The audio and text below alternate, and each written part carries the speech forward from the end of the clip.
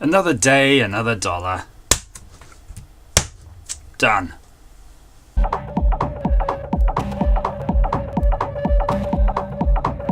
Hi, I'm Andrew Armstrong and welcome to the Back Office Teardown Lab.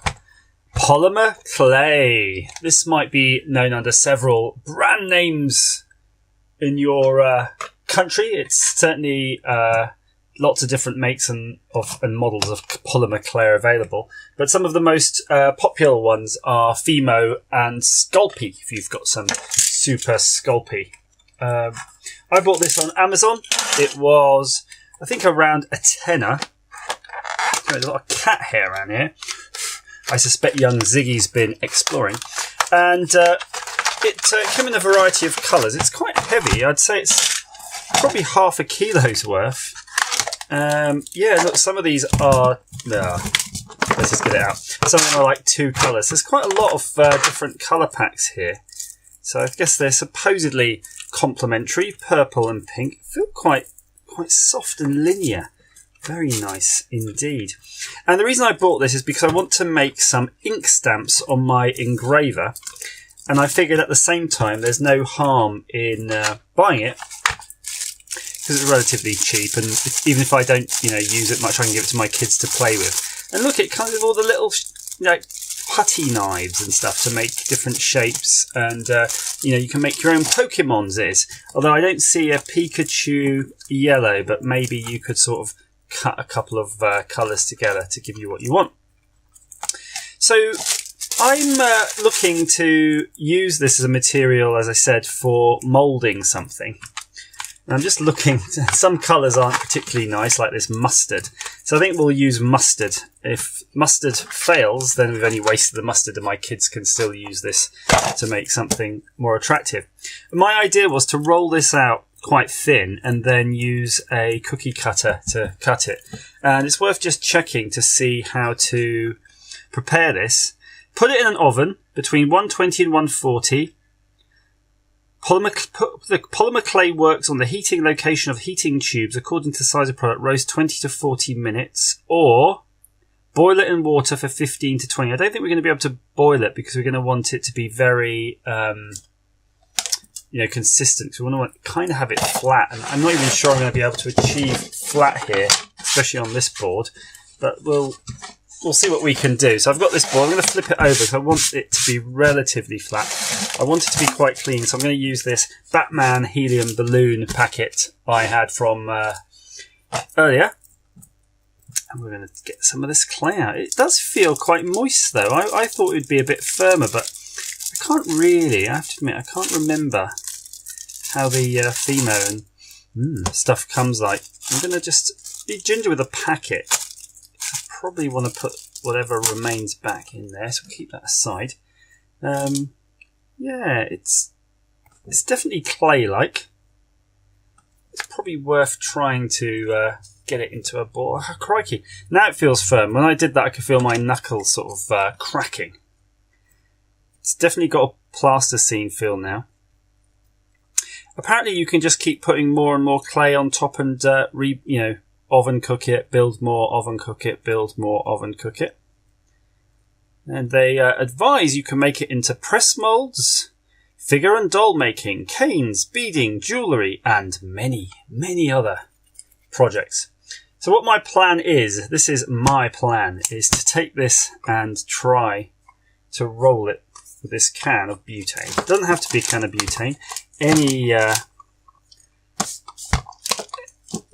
Any chemical product should do.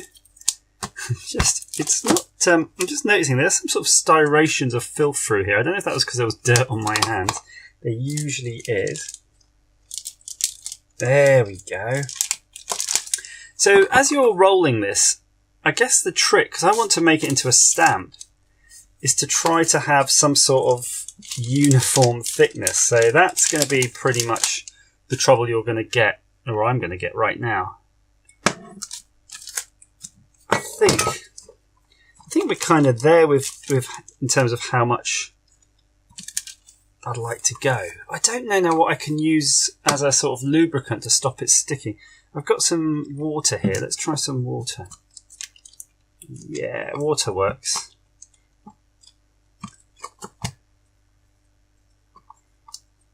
So if you really wanted to, you could try to set up a way of measuring this by bridging it with something. This is the same way you do if you're sort of concreting your driveway. You might get something like that, a piece of wood, and then make sure it's actually, yeah, that's looking pretty even. So you can see I'm checking if there's a gap at any point, but there isn't.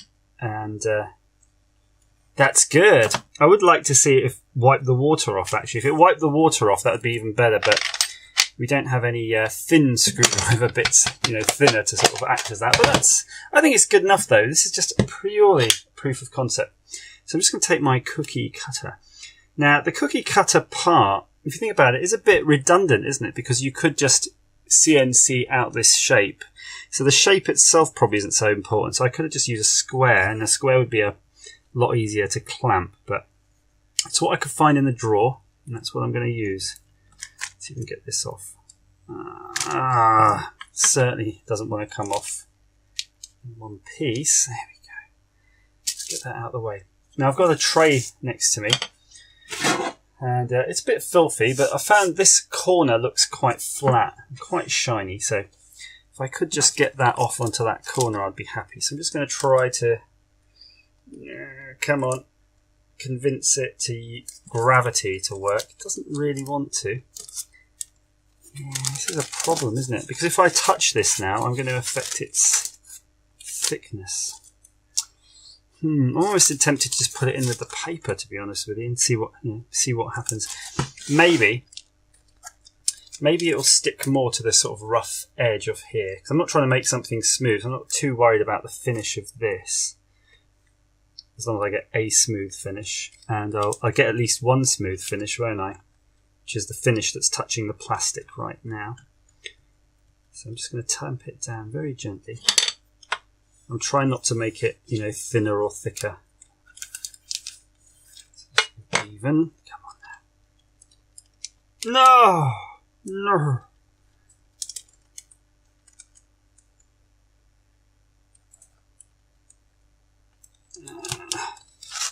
That's really ruined it. Well, it's all a test, isn't it?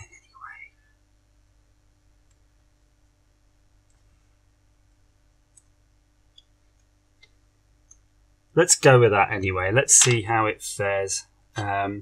Maybe what I'll just do, before I chuck it in the oven though, what I could do, we're not worried about the external shape so much, but just want to worry about the thickness. I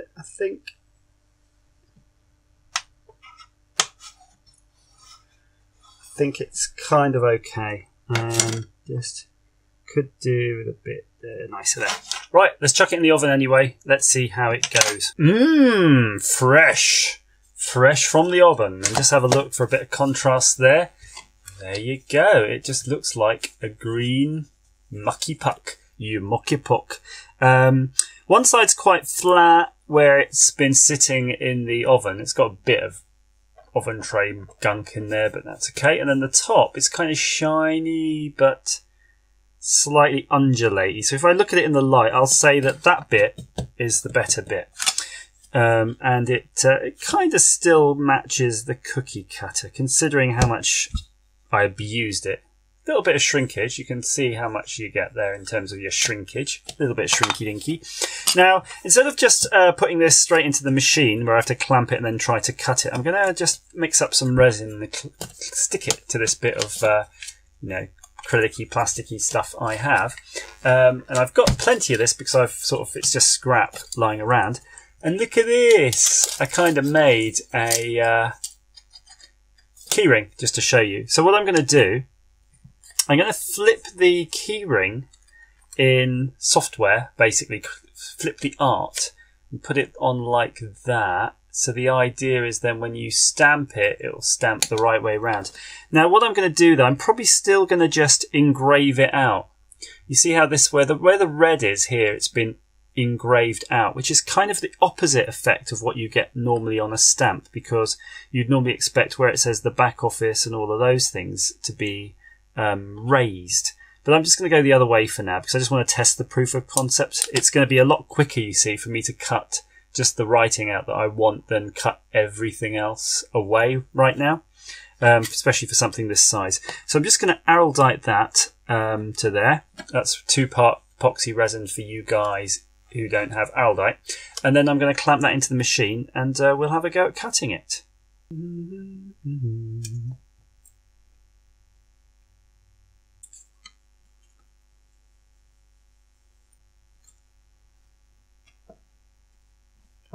Just make sure I get the right end. Mix it up. You gotta mix it up. Ooh. Says this epoxy is 5 minutes. So hopefully you won't have to hang around too long. Gorgeous. That looks pretty damn good. Okay, we're all set up here. I've got the piece on the acrylic now, araldited on, and then it's held in with these rather nifty clamps I made. I figured out what was wrong with the previous, just using the nut. You need a bit of plastic or metal with a bit more leverage springing down. So that's held pretty nicely. I've zeroed the head. Program is loaded. All I've got to do is click send, and either it'll work or I'll just ruin this piece. Let's see how it goes.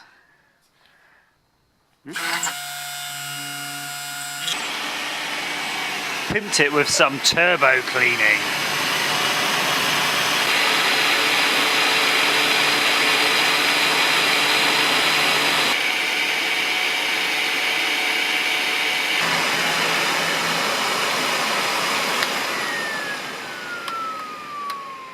Yeah! Finally! Can't wait to see how this works. Let's loosen the old screws here. Yeah, it's looking alright. It's looking pretty bloody good. It took a while, but we're back in style. First impressions, I'm pretty pleased. It's pretty good. I have noticed something. The A was a little bit shallow. That kind of got dinked out, and that's a tricky one actually. I can see on my phone it got dinked out too, and on the actual keyring it's very close, so you've got to be careful with the tolerance of some of those things like that. But oh yeah, and the B, I lost a bit of the B. I was aggressively brushing it, and I lost a chunk of the B, so you've got to be careful. The Fimo is weird. I guess if I actually had rolled it and rolled it and rolled it a lot more, I could have got it more consistent, because looking at it there's sort of imperfections, and that's just from me, you know, folding it incorrectly really. So yeah, more folding, more kneading doing. In terms of adhesion though, it's stuck to the thing really good. That's quite good. Epoxy resin is clearly a good adhesive for that. And what you can do, if this all pans out and it's one that you want to keep, you can get, like, I don't know, a bottle top or something like that and glue it on the back, and then you've got your own little handle for dopping in the ink. So I think that's the test though, isn't it? The proof of the pudding of this is to see if it will take ink. And I don't know if we should be sealing this with wax or something. I don't rightly know. I'll waste the chunk of Fimo if you do, but I got loads of it. Ow! Whoa!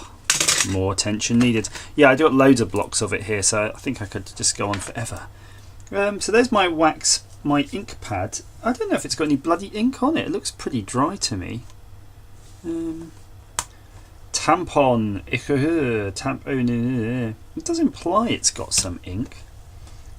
I do have some ink somewhere. We could just re-ink this if we have to. It's not looking very inky to me. Let me go get some ink. I think we need to ink this up to the max. Re-inking ink, re-inking ink. PS1 re-inking ink for the PlayStation 1. So I'm just going to put a few drops. I don't really know how much I need, so I've just got a few drops there, and I'm going to smoosh it around. Maybe it's... Oh yeah, no, that's looking way inkier now. Reminds me though, that was part of the characters, wasn't it, in Pac-Man? Inky, Blinky, Norman. and Dobby. Oh, I'm not getting a good relief here. I'm not getting the relief I need. Oh dear. It could well be though, because I need to finish this, sand it down ever so slightly. Or I just need more ink. More ink. Let's try the more ink. Of course, there is another potential reason it's not working well, and that's because I've gone for such a huge stamp, and it's almost an inverse stamp because you're trying to stamp all of that rather than just the little bit in the middle, the relief. So I might never get a good result with this, because I've never seen many stamps like that. Okay, so we're kind of inky now, inky stinky all over. And what I'm going to do is place that gently, and then I'm going to stand up, put my palm over it. Right. Yuck. The moment of truth. Oh, yeah. I don't know. I don't know what the problem is. I'm going to try rubbing it on something smooth to smooth it. No, whew. Not quite there yet, but probably about as far as I'm going to bother right now for the for this video, just to sort of show you the pitfalls, really. I would suggest if you did the sanding procedure before you start, then it would be excellent. You'll get a really amazing result. The thing about this material is it does sand pretty good. It's tricky. I'm not going to say it's easy because it's sort of slightly fibrous, but look, it does sand well and it gets really smooth. I've lost a bit of the B, so I'm putting quite a lot of aggressive force through sanding it. So there's still a little dish here, and a little dish here by the C and the E, and some around this corner. But I thought, let's have a go anyway, then we'll know. Frankly, I could just do another hour's worth of sanding on it and it was going to be fine. Or maybe I should just make another one and start again. Either way, this will be the proof of concept. So it's pretty smooth. It's not as smooth as I could have got it. I didn't go to the very super fine wet and dry. I went quite rough actually. The last I went on was P120. So really I could just go to look P1000 there if you just wanted to keep going with it, rolling with it. But let's see now. Okay, so I'm still not seeing an amazing ink coverage. Okay, let's go. Ready? So no matter how hard you push, you're never going to push out those dishes because this material, although it's slightly soft, isn't yielding. It's not a sponge. Whoa! Now we're getting somewhere. So you can see that bit there still shiny, and that's the bit where it didn't come off. And then there's the part here, and that bit there. So that's what we predicted. But he said, giddy in excitement. The fact that we're getting all these things we're making, and because we're making them on CNC, they're all pretty much identical in terms of their sizing. I love that. I love that this is so accurate. Doing stuff this way, isn't it? Look at that. Isn't that bonkers? Yeah, I might let's have one more go, shall we? Maybe let's do some. I'm going to put some ink on here and then damp. Ooh, crikey! Then damp it on the pad to get rid of the excess. See how that fares instead. Make sure we got plenty on it then, where we want it, where we need it. Yeah, just. Definitely needs the handle though. Maybe when I'm finished sanding it, it's going to be hard to sand with the handle in place. So I wish I had some sort of foamy tonic paper. Maybe I'm imagining something tissuey. So I'm really going to try to get that ink to transfer now. Oh, now that is looking pretty bloody good. I think it's definitely worth persevering with the old sanding. Let's try it for accuracy. So look at that there. Boom, boom, pow. Yes, the stinky inker.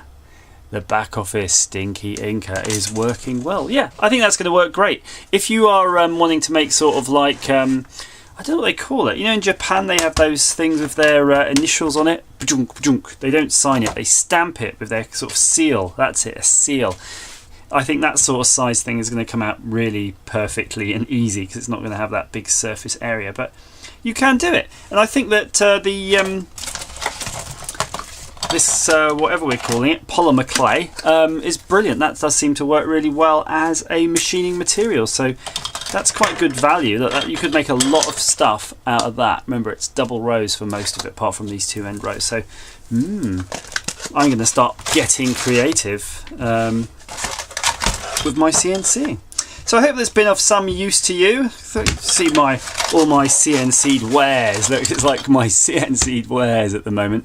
I don't know what I'll do next, really, video-wise, in terms of CNCing, but I'm sure something will inspire me. Probably do something a bit better than this, but do it betterly. Doing it betterly. As ever, thanks for watching.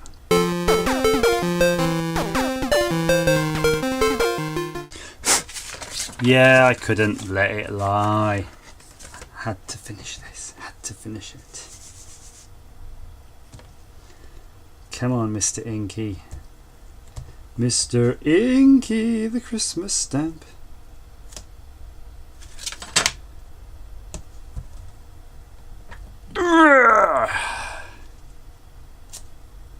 Yes. Nice. The back office seal of approval.